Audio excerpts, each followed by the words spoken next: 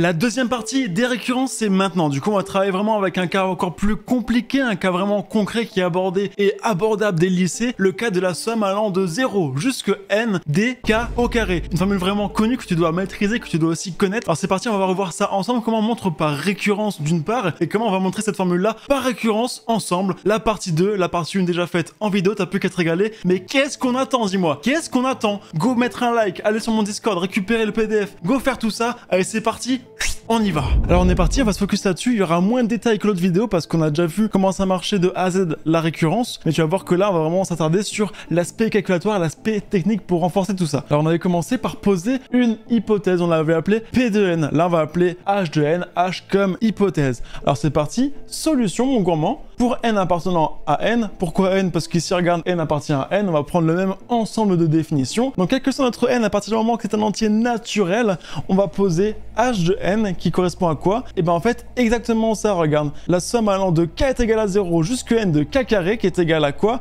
À n fois n plus 1 fois 2n plus 1 divisé par quoi?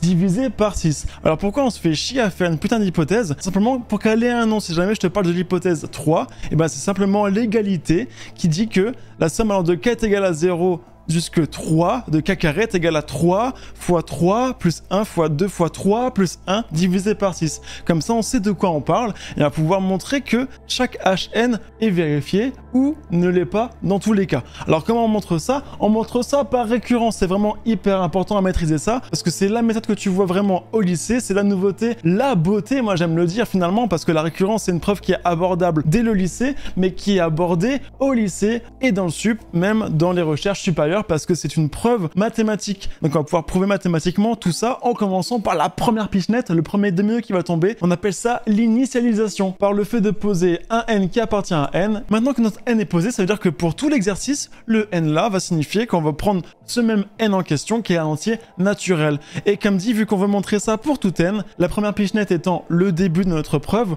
on va prouver ça pour l'état le plus simple, l'élément le plus simple et le plus petit de notre ensemble, à savoir quoi? À savoir grand n. Donc, quel est le plus petit élément de grand n? C'est 0, 1, 2, 3, tout le reste. Donc, du coup, forcément, le plus petit, le plus simple, c'est qui? C'est 0. Donc, commençons pour n est égal à 0. Alors, c'est parti. Pour n est égal à 0, mais que se passe-t-il? Eh bien, écoute, on va regarder si le membre de gauche est égal au membre de droite pour n est égal à 0. Si c'est le cas, on aura vérifié h de 0, exactement. Alors pour commencer, qu'est-ce que c'est que le membre de gauche? Eh bien c'est la somme allant de 0 jusque quoi? Eh bien jusque 0 de k carré. C'est quoi ça? Eh bien déjà pour se remémorer, qu'est-ce que c'est que ce bordel-là? Eh bien si jamais je résume, ça c'est la somme allant de 0 au carré, plus 1 au carré, plus 2 au carré, bla bla bla bla bla, jusque quoi? Jusque n au carré, ok? Je remplace à chaque fois le k par k carré, d'accord? Et k, il augmente à chaque fois de plus 1 jusque n. J'ai donc ça. Là, c'est quoi? Le premier terme, bah, c'est 0 jusque 0. Ah, forcément, le premier terme, ça veut dire que là, je vais travailler juste avec lui. Donc ça, c'est égal à exactement 0 carré, donc 0.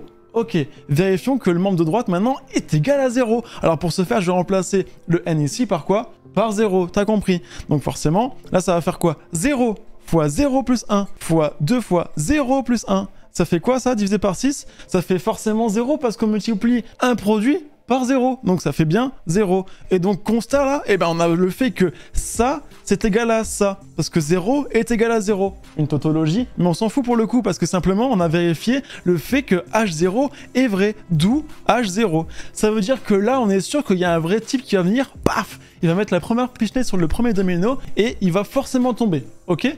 Ça c'est l'initialisation, on est sûr de ça. Maintenant, on veut s'assurer que s'il y en a un qui tombe, ils vont tous tomber. S'il y a le 100e domino qui tombe, alors le 100e tombe. Ça, faut qu'on le prouve et c'est donc la phase numéro 2 de notre récurrence. Donc c'est parti, hérédité, on attaque ça tout de suite maintenant. Hérédité. L'hérédité, on va supposer quoi? On va supposer qu'il existe un certain rang, d'accord? Là, on va supposer par exemple le rang x, pour pas prendre n, pour dire que c'est indépendant, que c'est un autre terme, d'accord? Donc là, on va supposer que au rang x appartenant aussi à grand n, et ben que h de x est vrai, ok? Sous-entendu, de manière physique, si h de x est vrai, ça veut dire que là, on suppose que au rang x, le xème domino tombe, ok? Ça, c'est un fait. À partir du moment qu'on suppose qu'il tombe, on va vérifier maintenant que le suivant Donc le x plus 1 va tomber aussi. Donc maintenant, ça signifie qu'on veut vérifier, on veut montrer que h de x plus 1 est aussi vrai. D'accord? C'est-à-dire, pourquoi j'utilise le mot c'est-à-dire alors que dans la première vidéo, j'ai pas dit c'est-à-dire? Parce que là, tu vois qu'on va devoir trouver h de x plus 1. On va devoir, grâce à h de x, trouver h de x plus 1. Ça va pour toi? C'est-à-dire qu'on suppose que ça c'est vrai, on suppose que le xème domino tombe, et on veut s'assurer que le x plus 1ème tombe. Comment on vérifie ça mathématiquement? Eh ben, en partant de h de x et en arrivant à h de x plus 1. Sauf que comment veux-tu arriver à h de x plus 1 si tu ne connais pas h de x plus 1? C'est pour ça que là, j'écris c'est-à-dire qu'on va le calculer littéralement, comme ça on aura une vision, une cible, on saura vers quoi tendre, et grâce au calcul, on va aboutir à ce qu'il faut, ok? Donc là, de manière indépendante, on va juste calculer h de x plus 1, on sait pas s'il est faux, on sait pas s'il est vrai, et finalement, on n'en a rien à foutre, on veut juste savoir à quoi il ressemble. Alors c'est parti, mais juste avant, si tu veux me soutenir, n'hésite vraiment pas à mettre ton like, commenter, t'abonner, partager, mettre la cloche, faire tout ça, franchement, au minimum mettre le like s'il te plaît, le commentaire, si jamais t'as une question, n'hésite pas à la poser, sinon t'écris n'importe quoi, c'est pour le référencement. N'oubliez pas que c'est du contenu qui est gratuit, et rares sont ceux qui likent les vidéos, alors que je vous propose du contenu gratuit, et vous, mettre un like, c'est totalement gratuit. Alors je prends mon café, comme ça, pas le temps de liker. C'est quand même une dinguerie, ça, c'est fou. Hein. Donc franchement, merci à toi si tu l'as fait. Allez, on passe à la suite. Donc là, le c'est-à-dire aboutir à quoi? Donc je remplace le n par x plus 1, ok, donc c'est parti. La somme allant de k est égal à 0 jusqu'à x plus 1 de k carré, c'est égal à quoi? Je remplace maintenant le n ici par x plus 1, ça veut dire quoi? Que c'est x plus 1 fois x plus 1 plus 1 fois 2x plus 1 plus 1 divisé par 6. J'ai simplement remplacé x plus 1 ici, là, à la place de n. C'est comme une fonction. Et maintenant, si jamais je simplifie tout ça, ça me donne quoi? X plus 1 fois x plus 2 fois 2x plus 3 divisé par 6. C'est bon, je sais vers quoi je vais tendre. Donc, grâce maintenant à h de x, je veux tendre vers ça. D'accord? Donc ça est égal à ce gros bordel-là. C'est bon pour toi? C'est bon, on a le viseur, on sait vers quoi on va tendre, maintenant on n'a plus qu'à y aller. Donc là, comme la dernière fois, on va utiliser l'hypothèse de récurrence, donc c'est-à-dire qu'on va supposer que ça c'est vrai, donc c'est parti.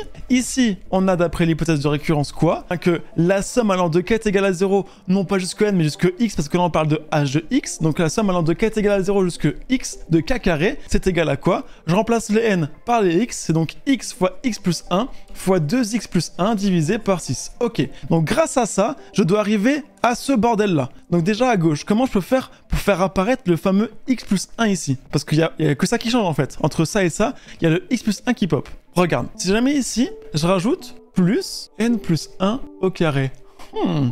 Qu'est-ce que ça signifie par rapport à ma somme? Bah regarde, on remplace le k ici par n. J'ai donc n au carré, ok. Prochain terme, le cas n plus 1. Donc n plus 1 au carré, c'est bien ça. Donc ça veut dire que si jamais je rajoute ce terme-là, ma somme se transforme en quoi? Elle se transforme en n plus 1, ok? Donc là, on va utiliser exactement ça ici pour faire quoi? Pour passer de ça à ça, ok? Alors c'est parti, je vais simplement ajouter à gauche le terme n plus 1 au carré, donc regarde, c'est ce que j'écris ici, donc la somme allant de k est égale à 0 jusqu'à x de k carré, plus x plus 1 au carré, c'est ça. Si je le fais à gauche, vu que c'est une égalité, je vais aussi le faire à droite, ok? Donc là ça bouge pas, par contre, plus x plus 1 au carré. Et maintenant, bah regarde, très simple, à gauche, grâce à la propriété que j'ai utilisée juste au-dessus là, ça veut dire que ça se condense en quoi? En exactement la somme allant de 0 jusqu'à x plus 1 de k carré. Voilà, on a déjà la partie gauche qui est validée. Maintenant, le but du jeu, c'est d'avoir, en partant de ça, la partie droite. Là, pour ce faire, on va déjà travailler sur un dénominateur qui est égal à 6. Pourquoi? Parce que regarde, la cible, elle est là. On a un même dénominateur qui est égal à 6. On aura vraiment le même trajet. Donc comment on fait pour mettre lui sur du 6? On va multiplier lui par 6 et le diviser par 6 parce que 6 est non nul et que c'est donc possible. Donc là, ça ne bouge pas. C'est bien x fois x plus 1 fois 2x plus 1. Ok, merci mon petit pote. Et là, par contre, plus 6 fois x plus 1 au carré divisé par 6. Ça, c'est bon. Maintenant, on ouvre un petit peu nos petits yeux et on regarde s'il n'y a pas un facteur commun là-dedans. Ah bah si, regarde. Là, on a un premier produit, x fois x plus 1 fois 2x plus 1, ok? Et là, notre produit, 6 fois x plus 1 au carré. Regarde qu'est-ce qui se passe. Il y a un facteur commun, x plus 1 ici.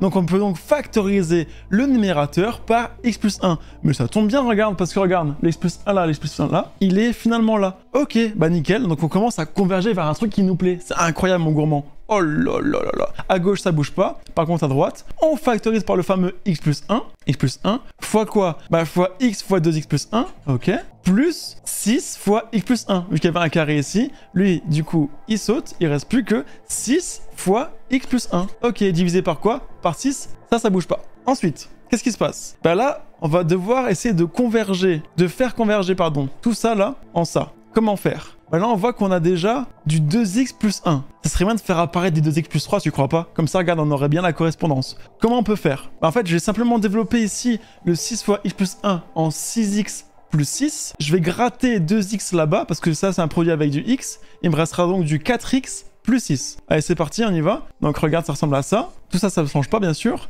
Par contre, là, c'est x fois 2x plus 3. Et le reste de ce que j'ai dit tout à l'heure, donc plus 4x plus 6. Divisé par 6. Nickel! Mais regarde, ça tombe bien parce que du coup, là, on a du 2x plus 3. Comment on pourrait faire pop ici le 2x plus 3? Bah regarde, c'est miraculeux ce qui se passe, mais quel jour de chance, bordel! 4x plus 6, en fait, c'est pareil que 2 fois 2x plus 3. Ok, bah c'est parti. On réécrit ça proprement. Donc là, c'est x plus 1 fois x fois 2x plus 3, plus 2 fois 2x plus 3. Oh! Incroyable, regarde, parce que là, on peut factoriser maintenant par 2x plus 3. Il nous reste quoi? X plus 2. Oh là là là là, regarde. X plus 2 ici, x plus 2, 2x plus 3, 2x plus 3. On a donc obtenu la réponse. C'est parti. Donc la somme allant de 0 jusqu'à x plus 1 de k carré, c'est égal à quoi? À x plus 1 fois x plus 2 fois 2x plus 3 divisé par 6. Et ça, c'est exactement égal à quoi? Et bah, d'après ce qu'on a fait tout à l'heure, c'est exactement égal à h de x plus 1. D'où h de x plus 1. Donc ça veut dire, si jamais je reprends ce qu'on a dit tout à l'heure, si le xème domino tombe, alors forcément, le xème plus 1 va tomber aussi. Ça, c'est grâce à l'hérédité. C'est notre paramètre héréditaire qui a dit ça. Donc si jamais le x ici, il vaut 100, ça veut dire que le centième va faire tomber le 101ème à partir du moment que le centième tombe. Ok? Sauf que là, est-ce que c'est le centième? Pas forcément. On a montré ça pour un certain x. Mais en fait, ça marche pour n'importe quel x possible. Tu vois ce que je veux dire? Ça veut simplement dire que si le 0ème tombe, alors le premier tombe. Si le 10ème tombe, alors le 11ème tombe. Mais comment on sait qui va tomber? Et ben ça, c'est le principe de l'initialisation, en fait. Tu vois ce que je veux dire? Et ben grâce à l'initialisation, on a montré que quoi? Que le 0ème domino, donc le tout premier là, paf, lui il tombe forcément. D'accord? Mais vu que lui il tombe forcément, ça veut dire que le si alors, il prend du sens. Parce que forcément, là on te dit il tombe. Donc c'est pas s'il tombe, c'est il tombe. Donc vu que le 0ème tombe, donc forcément le 0 plus 1 tombe. Ça veut dire que, en termes de domino, vu que le premier tombe, grâce à l'hérédité, le deuxième tombe. Mais vu que le deuxième tombe, ça veut dire que le troisième va aussi tomber. Mais vu que le troisième tombe, le quatrième va tomber, etc., etc. Donc grâce à l'initialisation plus l'hérédité, on a montré que tout ça, c'est vrai pour tous les n appartenant à n, parce qu'on commence à 0 jusqu'à l'infini. Donc forcément, pour tout n, grâce au principe de récurrence, ça c'est la phrase qui va vraiment, franchement, faire chier ton prof de maths. Si tu fais ça proprement comme ça, en posant ton n ici, en posant ton initialisation ici, ton hérédité, prouvé comme ça de A à Z avec la phrase réponse, mais dis-toi que là, le prof il va pleurer, il va pas en revenir. Hein. Donc t'écris donc d'après le principe de récurrence, on a quoi? Eh ben, tu as écrit ce qu'on a écrit tout à l'heure. Pour tout n appartenant à n, la somme allant de 0 jusqu'à n de k carré est égale à n fois n plus 1 fois 2n plus 1 divisé par 6. Et là, mon gars, t'es un big boss. Donc si jamais tu veux récupérer ça, tu peux récupérer ça sur mon Discord qui est disponible en description. C'est gratuit, tout le monde peut le récupérer. En plus, j'ai mis le numéro de la fiche directement sur les salons Discord. Donc t'as plus qu'à faire ça. Allez voir même tes collègues sur les serveurs Discord pour vous encourager et bosser ensemble. Encore une fois, je te répète, liker, t'abonner, partager, mettre la cloche, faire ce que tu veux, me poser une question pour une prochaine vidéo. En tout cas, force à toi, ça va le faire. Je t'encourage pour ça. Allez, ciao mon gars.